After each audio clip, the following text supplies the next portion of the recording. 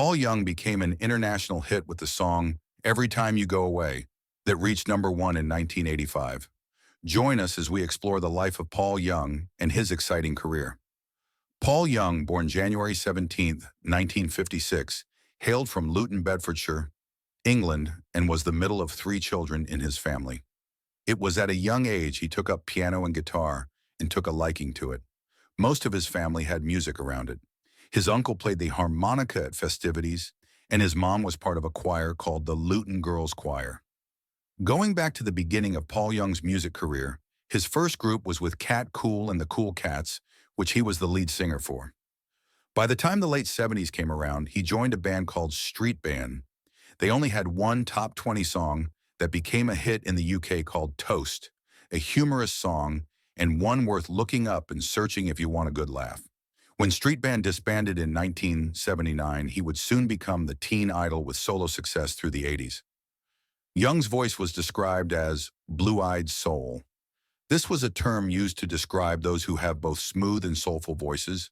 Some of his hits included Where I Lay My Hat, Everything Must Change, and the well-known chart-topping hit Everytime You Go Away.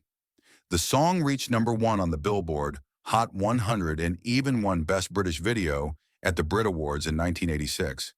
Did you know Everytime You Go Away was written by American musician Daryl Hall and originally recorded in 1980?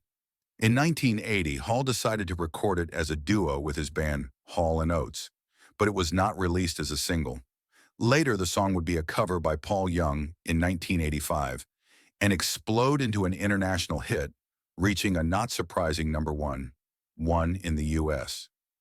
You may famously remember Paul Young performing on the 1984 charity single, Do They Know It's Christmas? He sang the opening lines to the song.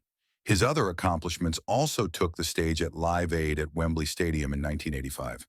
And in 1988, Young performed Don't Dream It's Over at the Nelson Mandela 70th birthday tribute with a spectacular performance.